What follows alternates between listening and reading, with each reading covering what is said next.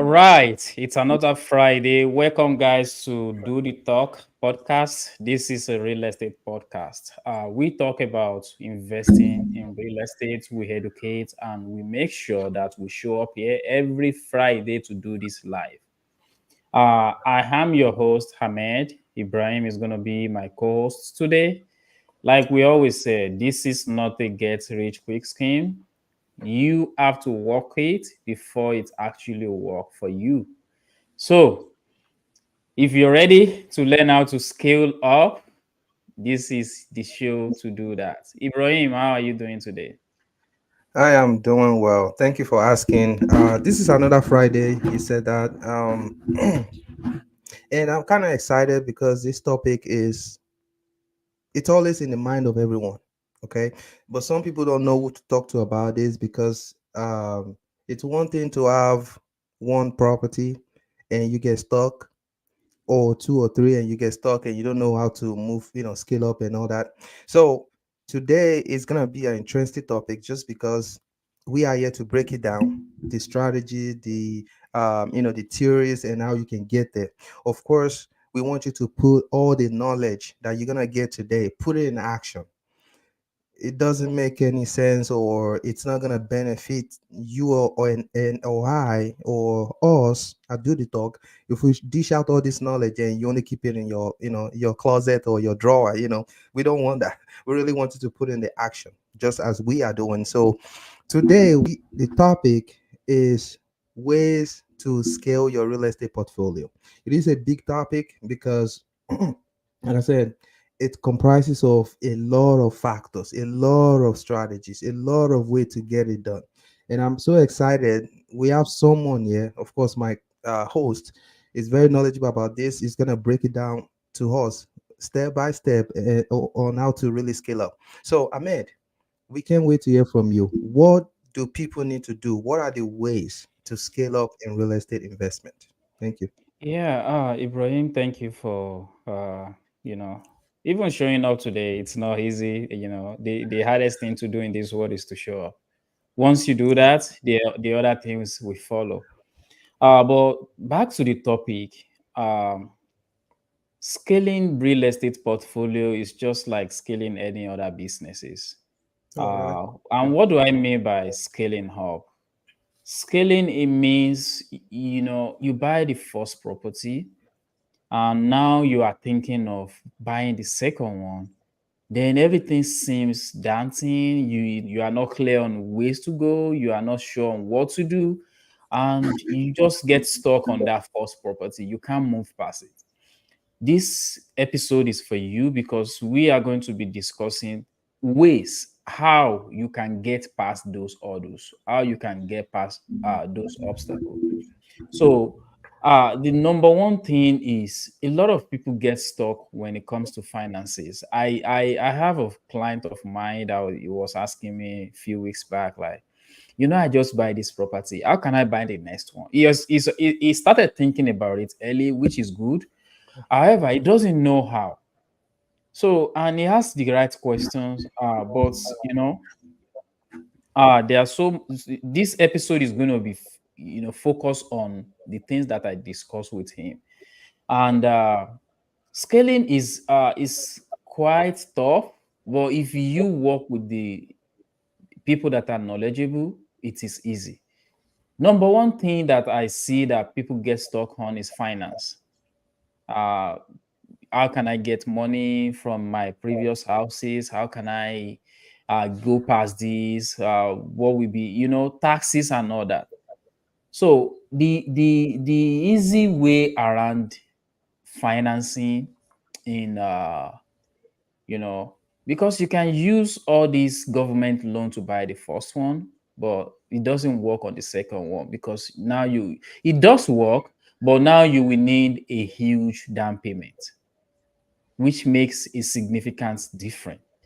But there is a way around it. We talk about creative financing on this podcast last year. If you don't know what that is, I will advise that you go back to that episode. But I'm going to discuss a little bit about it. Creative financing is uh, how you can buy anything, not just real estate, how you can buy anything without using the 3C. The first one is cash, your credential, and you don't need cash, credential, Credit, what's the, credit. yeah, credits. Thank you, Brian. So credit is the third one. So where you don't need those 3C.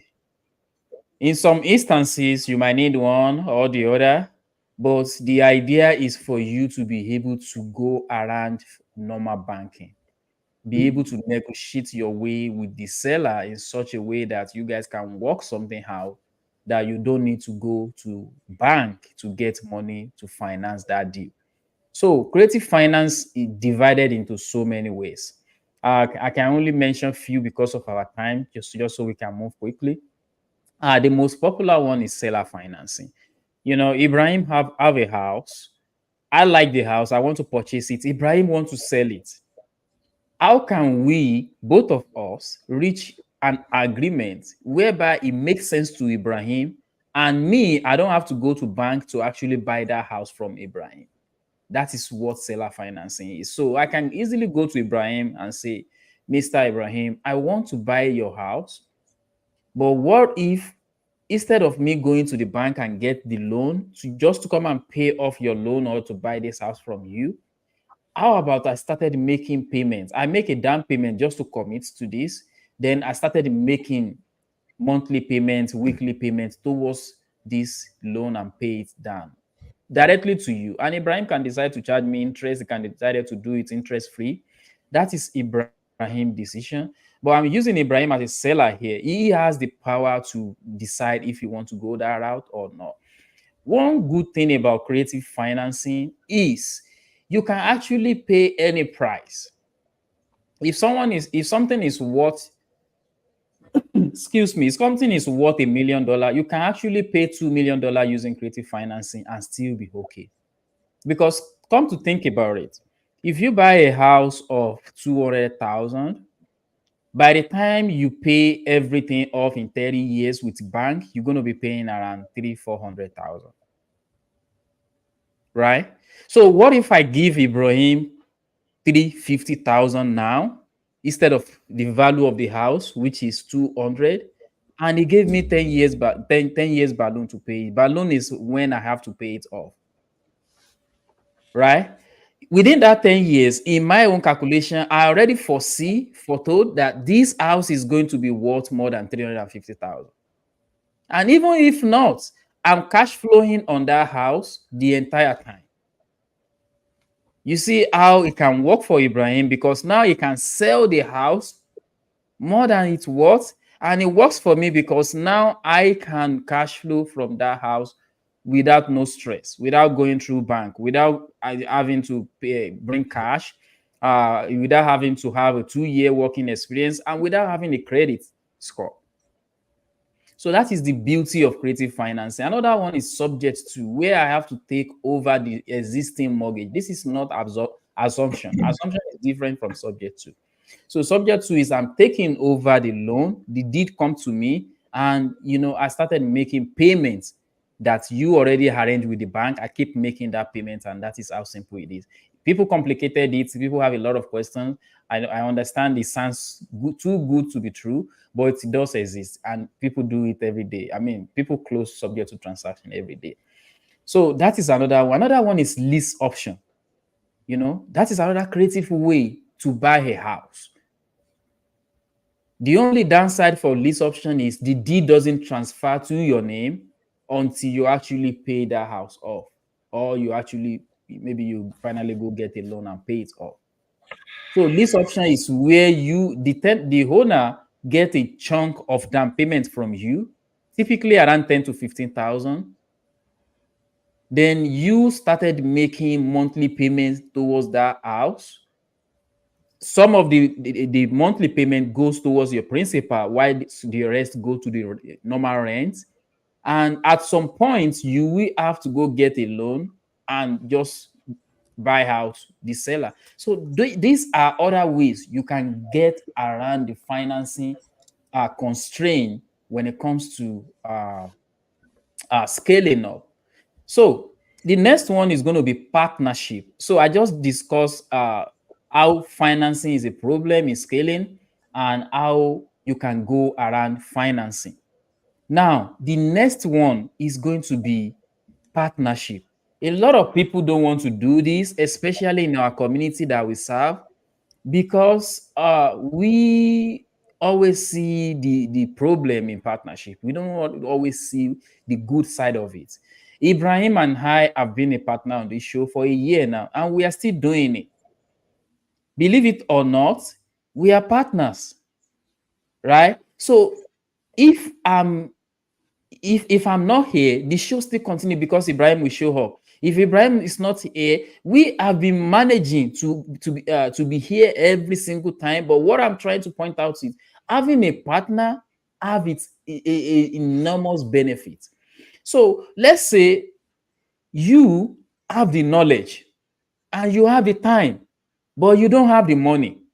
If you can find yourself someone that have money, want to invest in real estate as well, but they don't have the knowledge or they don't have the time, both of you, or you can be 3 or 4 people. Now you can come together, partner on a deal, make some money together, move on to another one, and started building your portfolio that way. This is what hedge funds do. This is what all these huge real estate company, BlackRock and all that, this is what they do. They gather money from other people.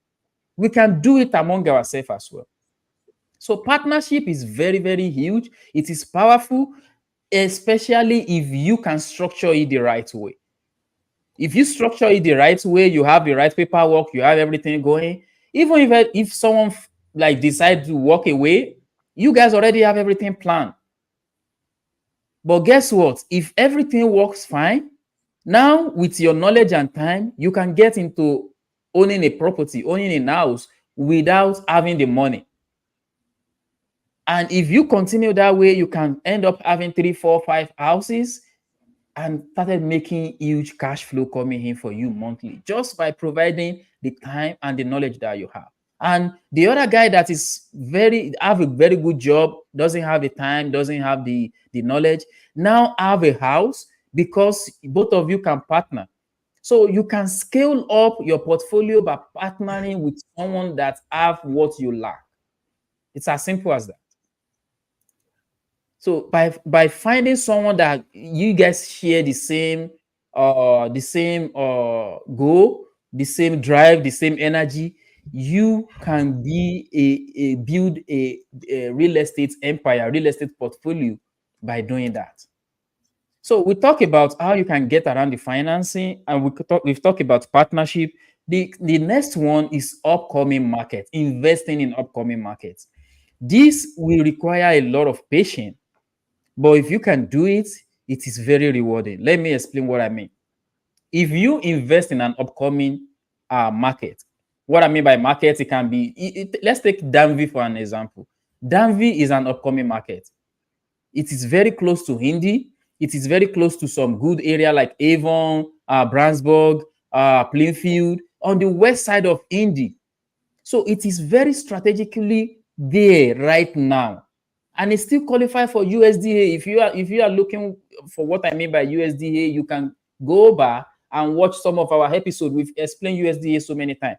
But what I'm saying is, if you can buy a house in Danville today, you can be rest assured that in the next few years, it's going to appreciate significantly, because not too many people are moving there right now, but some people are moving there.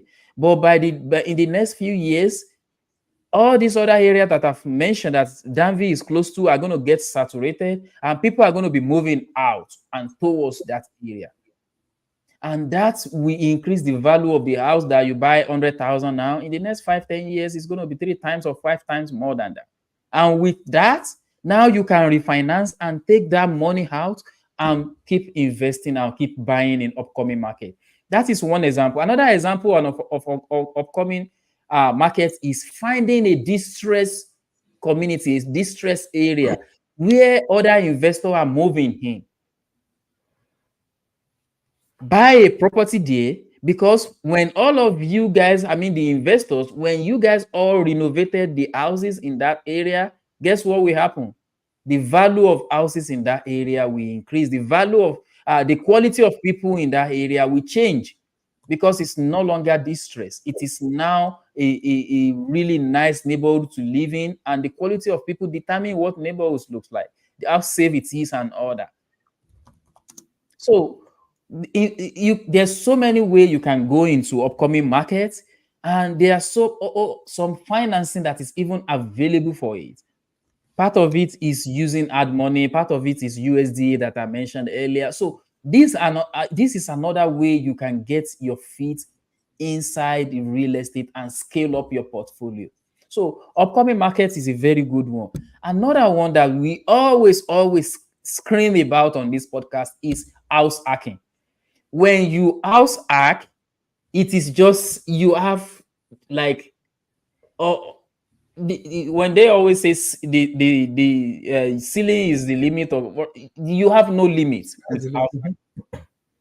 You can keep building and building on that as much as long as you want. Because what do I mean by house hacking? House hacking is where you buy multi-unit. It can be small mortar, it can be larger mortar, and you live in one unit. If you want to use regular financing like FHA conventional, it has to be below 5 units, which is what's it called? A small multi-family, which is what is categorized for as a small multi-family. But if you know you have the breadth, the capacity to go and get into commercial financing arena, go for it. You have a good credit score, you have enough down payment, you know how to negotiate. Because when you cross that boundary to commercial real estate, you are working with service, you are working with people that know what they are doing. They've been investing in real estate for a long time. Probably by now, a lot of them are not looking for cash flow again. They are well stabilized already. They already have multiple stream of income coming for them. So they will be looking for a way to save on taxes, how they are not going to pay capital gain right now. So a lot of time, they will negotiate with you so that you can get into that deal with seller financing or something,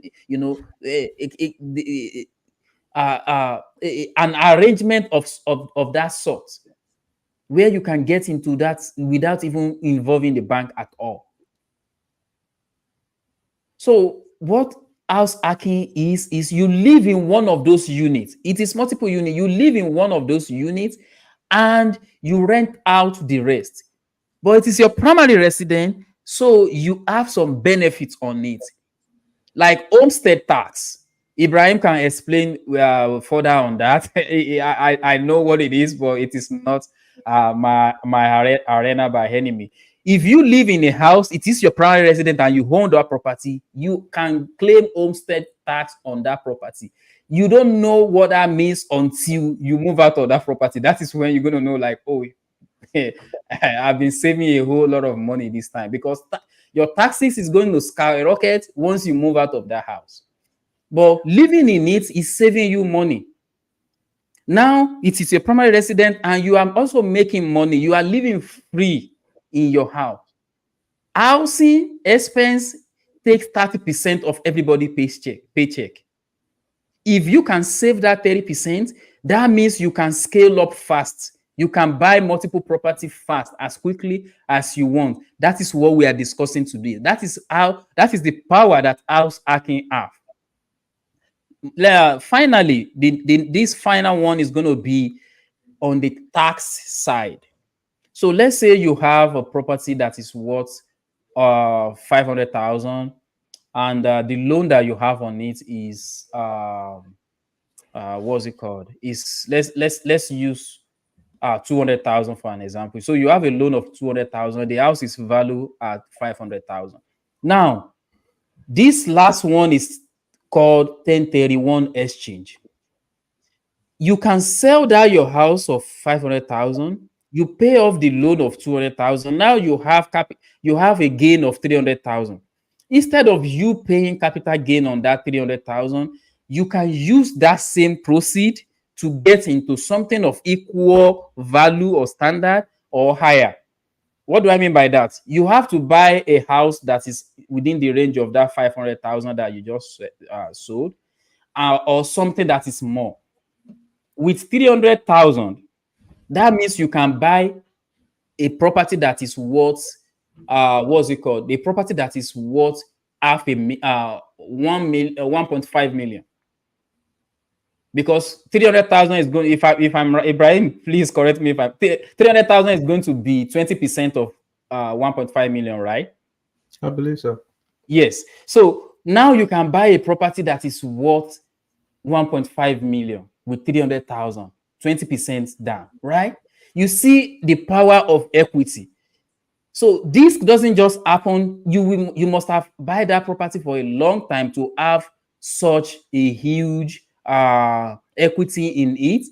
But that is what we are encouraging on Do the Talk podcast. Build wealth by real estate. Buy it, stabilize it, hold it. At some point, you can take your equity and use it to buy a bigger property. This is how the rich get rich, but the poor think about buying shoe, bag, things like that. Things that doesn't really have, because we want to look good now, but what about the future? What about, because we've seen it so many times, things have gone up, skyrocketed out of the roof. For you to be ahead of those things, you really need to plan now. What we are preaching is how to scale your portfolio, but really, real estate solve everybody's problem if you are patient enough. We always say that this is not something that will make you rich tomorrow. You have to be patient. You have to be ready. You have to be determined, because you are going to run into challenges as well. So I've discussed 5 things or 5 ways you can scale your real estate portfolio. The number one is leveraging creative financing. Number two is partnership. Number three is investing in upcoming markets. Number four is house hacking. Number five is using the tax deduction called 1031 exchange, tax strategy called 1031 exchange, to buy a bigger property. Now, Ibrahim, I know this is a very dear topic to you as well. And our audience actually tuned in today. Thank you guys. Please make sure you drop your comments. If you have any question, this is why we are doing this live. Drop it in the chat box, and we are going to actually answer your question live and direct. We could have recorded this, but we choose to do this live. Now, these are not the only strategy you can use to scale up your real estate portfolio. There are so many other ones. You just need to stay glued to real estate. The Do the Thought podcast. We discuss this every Friday. This is what we do. So you need to know that we are not playing. We are not keeping all this information to ourselves. It is something we've done and we've seen the result. Ibrahim, what are the other ways that you think? Yes, good. Go ahead.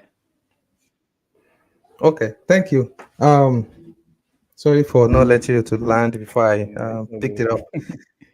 Sorry. So, first, I want to go back to the homestead that you mentioned because it is very important. I mean, I'm sure some of our audience already they are aware of it, but it is a big task cut. So I feel like it won't be a bad idea to go over it again, just like you advised.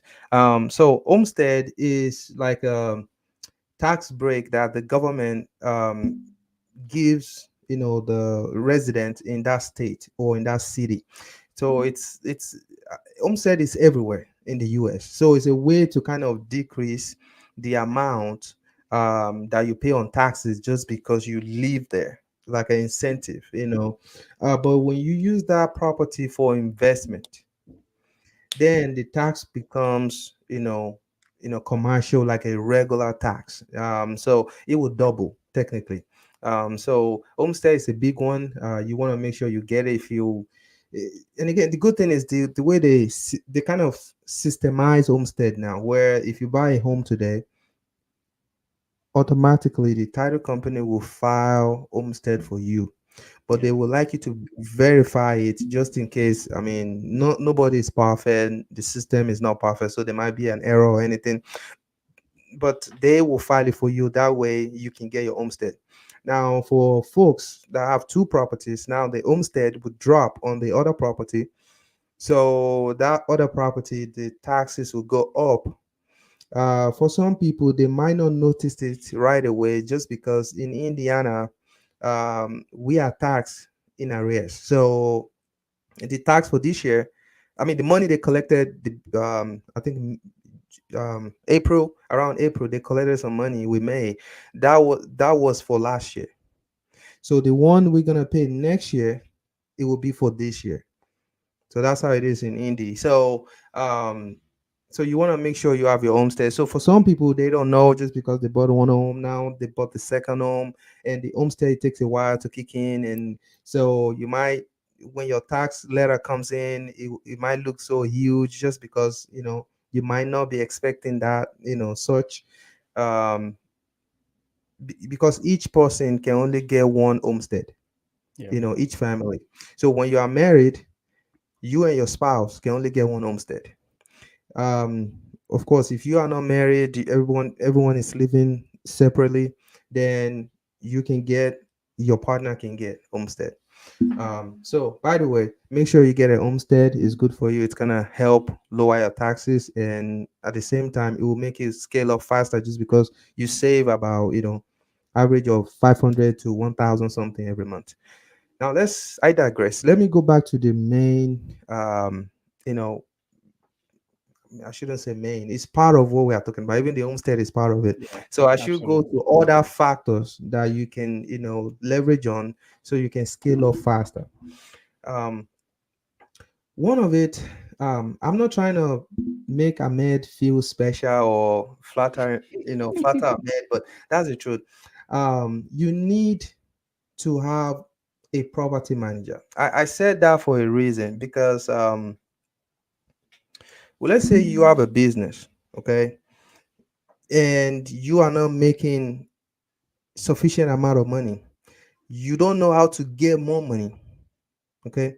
You don't know what strategy to do and this and that, and you are still doing that business and you are taking a loss all the time. Technically, your business will not grow fast, or your business will be slowing down just because you are losing money. Let's assume you are able to, you are still, the tenant is paying and you are still getting some money. You may not have enough leverage just because you are getting the bare minimum. Nobody wants to do a business and you are getting just bare minimum. But when you know that you don't have the time, you don't know the strategy, you don't know the ways to get more money. Not even talk about if you have a problem with your tenant, maybe they're not paying or whatever. Those are like another level of challenges. But I'm talking about the basic. You don't have time, you don't know what strategy to use. You need to reach out to a property manager that knows how to leverage all corners of real estate investment. That way you can get a lot of money. And the money you are getting every month, you can easily save them, and maybe for a few, I mean, depending on how many properties you have, and if you actually take action, depending on if you take action and follow my advice tonight, will determine how quickly you get there. But if you have a lot of property, like maybe three, two, and you work with a property manager that knows how to fetch you more cash flow, now you have a lot of money to save monthly versus when you were doing it by yourself and you are getting bare minimum. When you do that for some years, okay, depending on how aggressive you are, you'll be able to buy more property. And by the way, when you are working with property manager as well, now you build relationship with that person. If that person come across a deal, guess what? He will be thinking about you. Yeah. Okay, since this person has been a good client with me, this person, has shared his aspiration, motivation, and everything with me. I know this person will be able to do it. Let me call this person. You know, So eventually, you building that network, that connection, also you getting more cash flow will make your business scale up faster. you know, we always look at the commission we pay to someone. You shouldn't care too much about that when you can make money from the whole transaction. Like when you know this person will get you more money, then I won't worry too much about that. If you are getting to a business where you're not gonna make money and somebody wants to charge you, that's different. I mean, I understand that totally fine. But when you are gonna make more money because you don't know how to do that strategy, or you are not, you just hearing it on YouTube or whatever, and you are not confident initiating that strategy. Now you saw someone who is ready to do that strategy and show you how you can get more cash flow. It's better you work with that person so you can get to where you are going faster. Okay. Yeah. So the second one, first one is the homestead. I mean, already talked about it, but I kind of explain, elaborate a little bit on it. The second one is get a property manager because it will help you grow faster. Okay. Get a good one, by the way. So I can say Ahmed, confidently, I can say Ahmed will take care of you.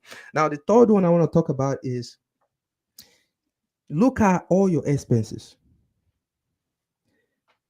See what you are paying unnecessary, that you are unnecessary expenses. I should say that.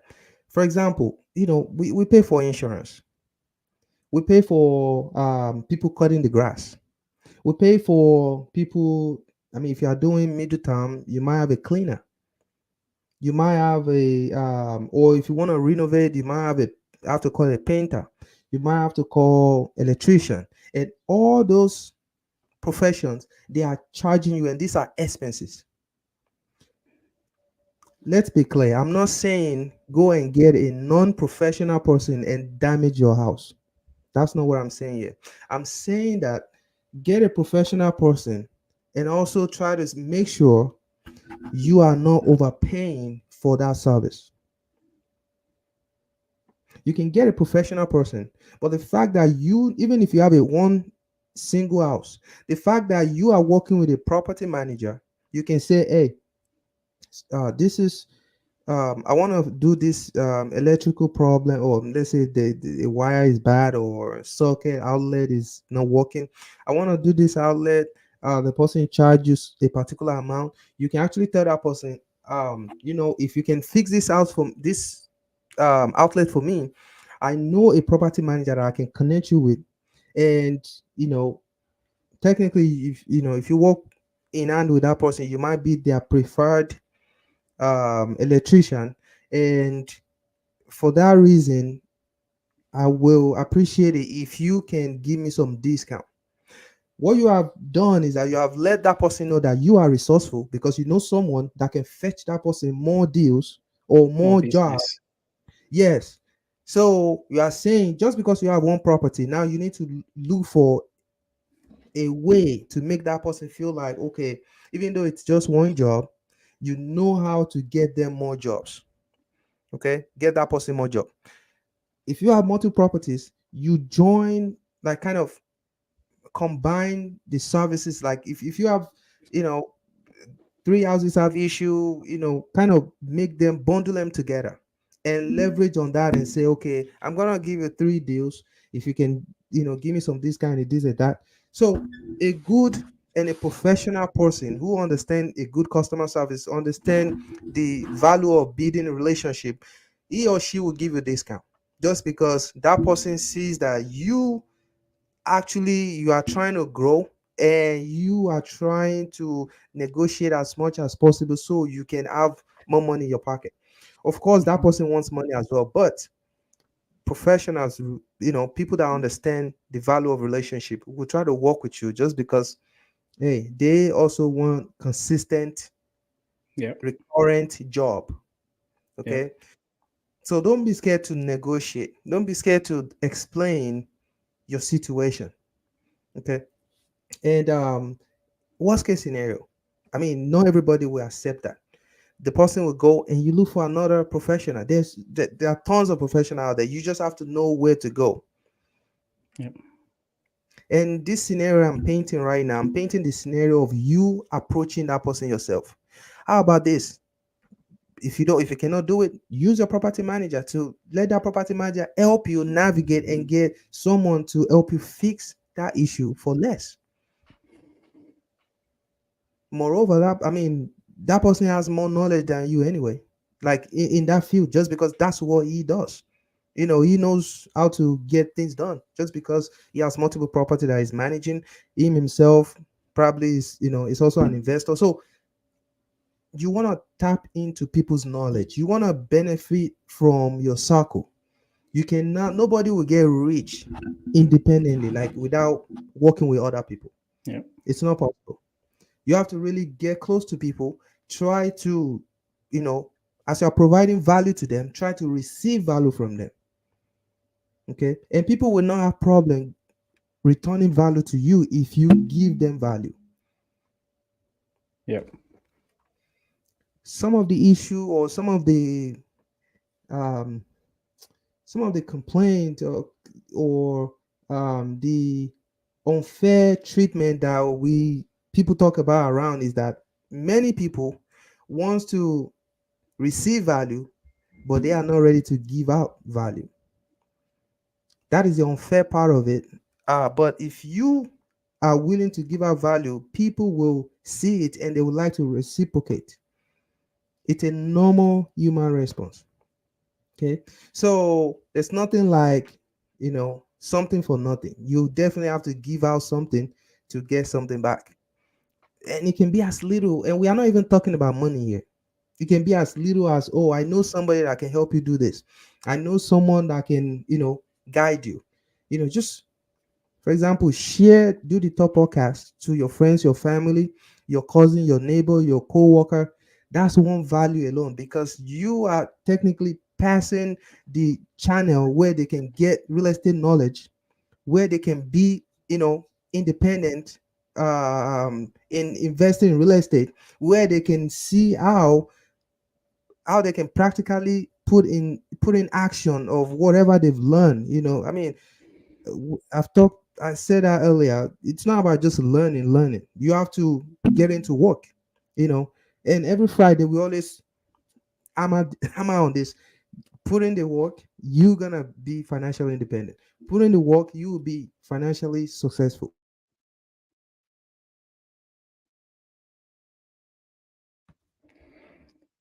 I lost your audio, Ibrahim. Can you hear me?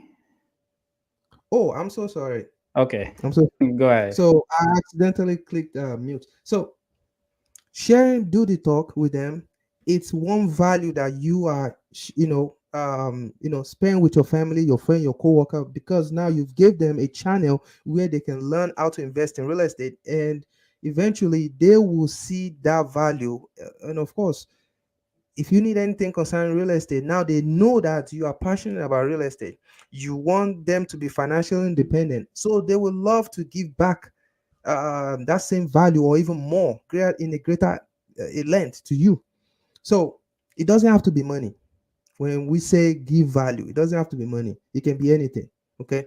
So how do you scale up? Be approachable, be friendly to people, be a resource to people, give out value to people. Okay. Know your limit. Know your limit. If you don't know how to make money with real estate, just because you are not so you are still learning, or you have some challenges just because of your job, you know your other job is demanding, get a property manager that knows how to get you, enough cash flow. And that cash flow is what you will save. And when you save that money, of course, with time, that will become enough for you to secure more property. Look inward, check your expenses, see how you can leverage on that. Look at, for example, if you have midterm, rental, you have to cut the grass, you have to, plow the snow, you have to, pour some salt or sand during the winter. All those expenses, there are always somewhere you can get something a little, more affordable. So try to go that route, save money as much as you can. Some little damage, like let's say a bulb is bad, a little outlet is bad. If you have that knowledge, if you know how you can do it, DUI, there's nothing wrong with that. Do your DUI, save money, DIY, sorry, DIY. I want to say DIY. Do your DIY, save money, and when you do that, that will become something. It might be little, from the start, but when you do that consistently and you save those money, you can use that to scale up. I may have touched on the big ones. I'm just trying to go over the little ones that we kind of overlook, or majority of people overlook, and it becomes something. A dollar can become a million if you are consistent and you keep saving. It will become big. Yeah. So so what am I saying here? I'm saying try to keep your cost in a reasonable reasonable length. Do not overspend on your investment. The good news though, if you overspend on real estate, if you stay with it and you're consistent, you will still be fine. That's one good news I'll share with you. However, we don't want you to overspend because we want you to scale up faster. Okay. um let's say I may mention Denville. You want to buy a home in Denville. You find a home that is 300,000. You pay 300,000, or you negotiate less than 300,000. It's possible that if that person, the seller, is desperate, the seller needs the money fast, they can sell it for 280. Okay. Now let's say somebody got it for 280. Now you got to Denville, but at that time the seller isn't desperate. There are a lot of people on that house, and you have to get it for 302, 305, or even 300,000. If you look at the math, you've overpaid than the other guy. However, if you are patient and stay in that Denville, same Denville with the other guy that paid 20,000 less, you are gonna be fine. The reason is because in that same Denville, when uh, any of you want to sell your house, you guys have to use the data to sell. So the guy that bought it 280, he has to use whatever sales that is in that neighborhood to sell his price. I mean, his property in the nearest future, or whenever he or she is ready. The same thing with you. So even if it's 7 years later, if you want to sell, you're still gonna use the data. Now you started from 300,000 because that's, I mean, the last transaction 300,000. It means anybody that wants to sell after you will start from 300K. So technically, you are just resetting the value of that neighborhood. So it's not really a loss. It's just that you pay a little more than what you pay more, but it's not really, that's not considered a loss, because when the fact that when you want to sell your property, you're not gonna sell it for 280. No, you start from that same 300,000, and whatever the sales, in that neighborhood, that's where you go. So what am I getting to? I'm saying with real estate, if the situation calls for it, if that's what it is in that area, you do your numbers, your number is working, you are able to make money in that area, it is okay to pay the exact price. If you are not able to negotiate the price down, it is okay to pay the exact price. In fact, it is okay to pay a little more than the listing price if that's the situation. So real estate is great because it's tangible. It's always reliable in most cases.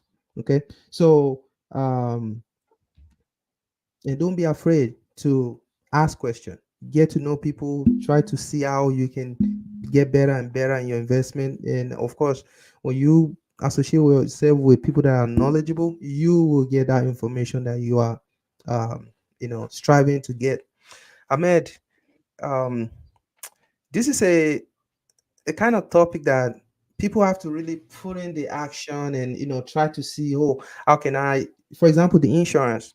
I was told that after like 3 years, or in some cases 2 years, it's good to shop around and see if there's any insurance out there that is cheaper. Okay, but you know that sometimes we are just busy and nobody wants to be calling around and all that.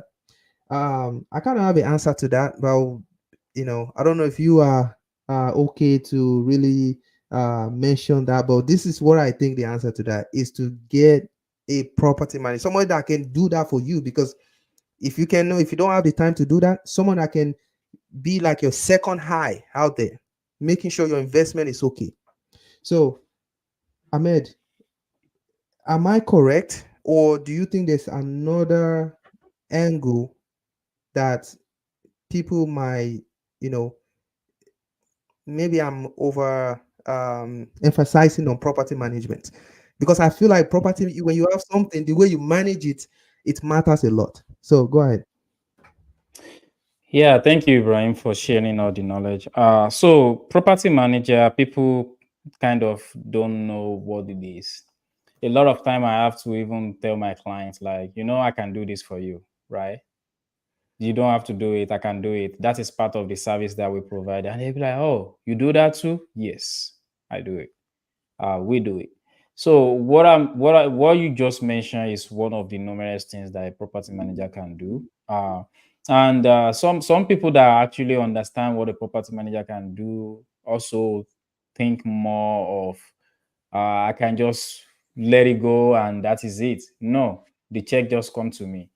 No. So there are some other things that the owner will have to be involved in. Let's say I want to make a rehab in your house. Before I spend your money, I want to let you know because I don't want to make that rehab and you come back and you started questioning. Of course, it must be something that is obvious that we have to fix. But it is what it is when it comes to things like that. So yeah, property manager it helps a lot when it comes to uh, making sure that you are saving money and you are making a lot of money too. They are your eyes and ears where you Yeah. are not. They take care of a lot of things that you have no clue about. But that is why they are there. That is why, so that you can focus on something that matters. So focus on finding deals. So that you can focus on making sure that your investment is growing. You are not just stagnant, right? You are the brain. You are strategizing. When you finish all the planning and you already make the investment, that is where property manager come. It's just like financial advice or financial counselor, people that help you manage your money. So they do basically the same thing. When they see good thing happening out there, they call you to it, right? So that is what property manager do as well.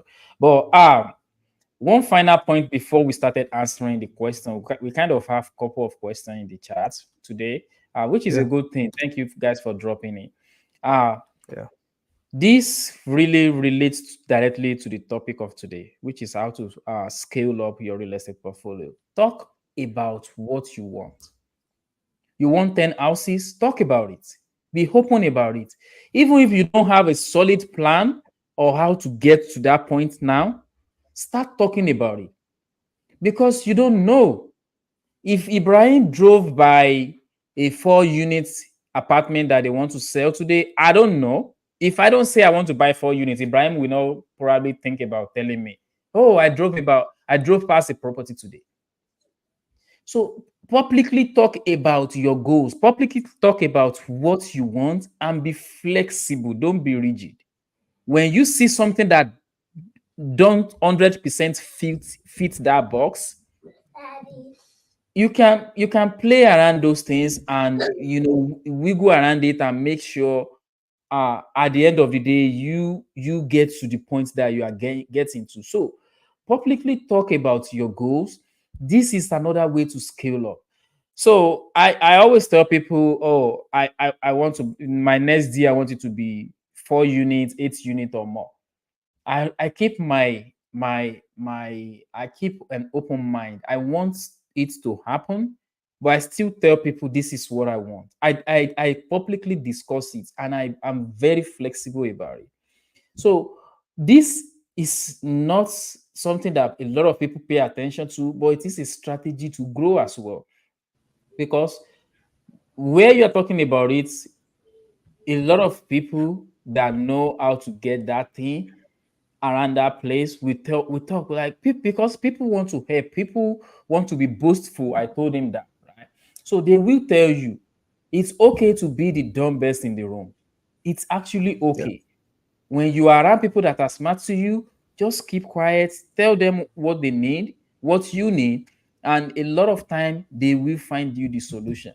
Ibrahim solved my problem a lot of time, but if I don't talk, if I don't say anything, he probably don't know what I'm struggling with, right? That is what coming around people that are like-minded do.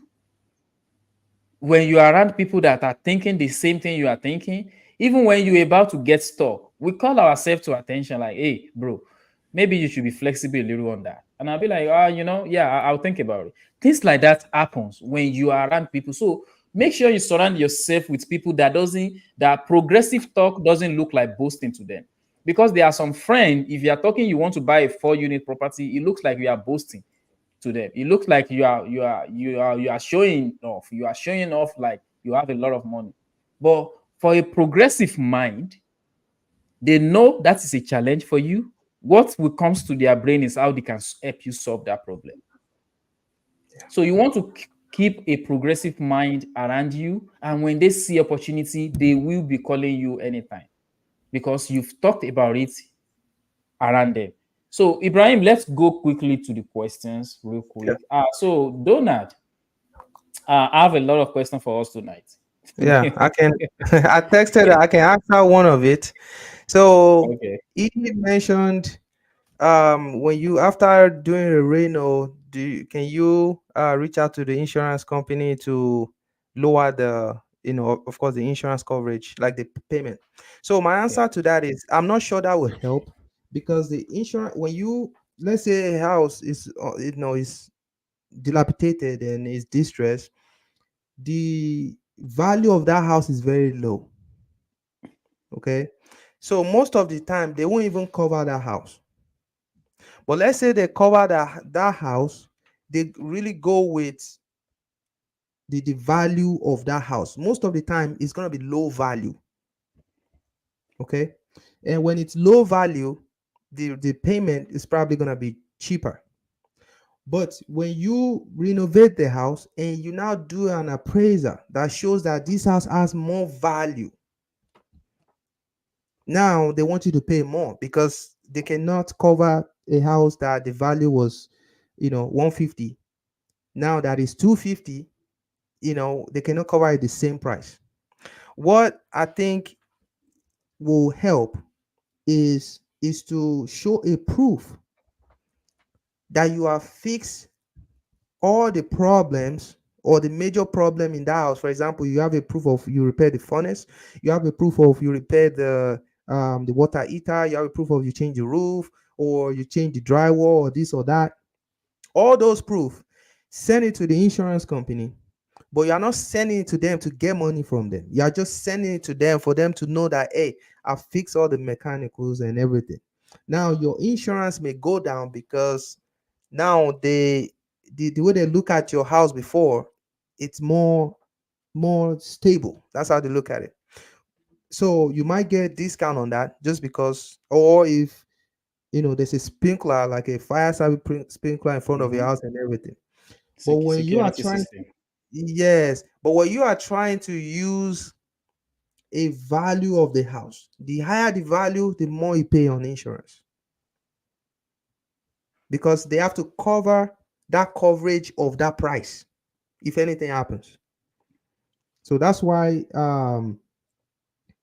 all these new, all these big houses, their insurance is different. It's more expensive than the smaller house. And I'm talking almost, it's not the same thing, but with experience, but it's closer, because mine, it's not like fix out up, it's not like it's dead fix out part, but the smallest house that I own, the insurance is cheaper than other ones.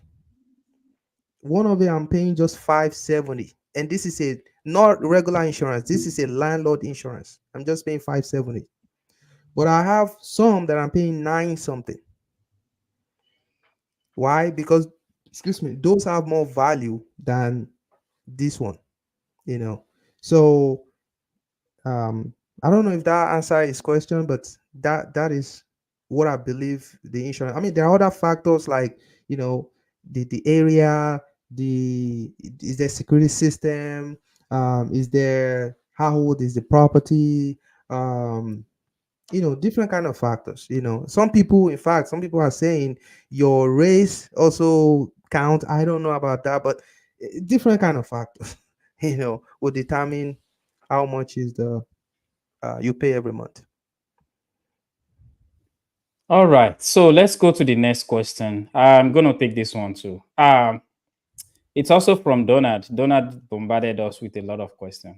So he That's said, fine. on subject 2, do I keep the interest rate, and when is my name put, we get put on the deal? So the day you are closing, that is when you get your name on the deed. Subject to give you the house. So there's two different things that makes a transaction: the deed and the loan. They are two separate things. I always tell people they mix it up. They think the loan is directly related with the house. It is directly related with the house. I don't know how to explain this. Hopefully you guys get it. But the house is on its own. The loan, the house is securing the loan. I don't know if that makes sense. Mhm. So the house is securing the loan, just like a husband can be the only person that qualify for a loan, but on the deed, which shows who owns the house, the name of the husband and the wife might be on there. So the deed prove who owns the house. The loan, the loan shows who qualify for the house to be the to belongs to the person that is on the deed. I'm not sure if that is clear. I can help here. So the loan is showing that this person is the person that takes the credit, that owns that property in the bank side of it, the banking side of Yes. it.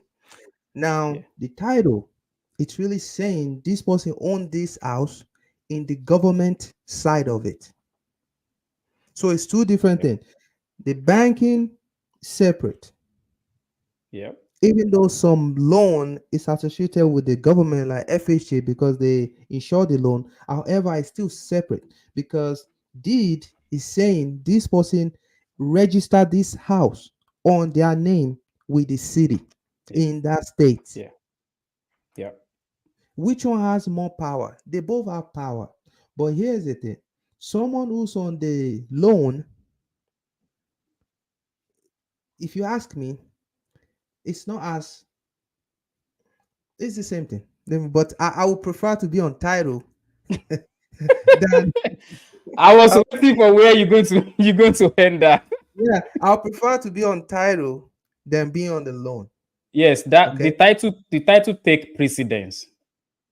Put me on the title and put yourself on the loan. I'm good.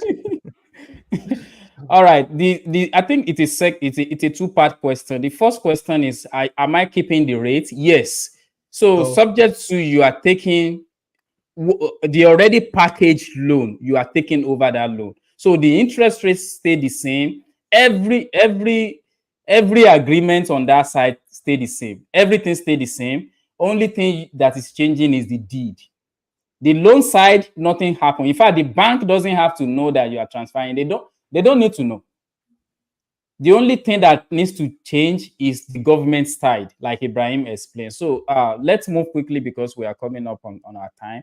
Ibrahim, I'm going to let you take this one. Would you recommend new build in Danvi as an investment property or an existing home, focusing on our Hindi market? Thank you.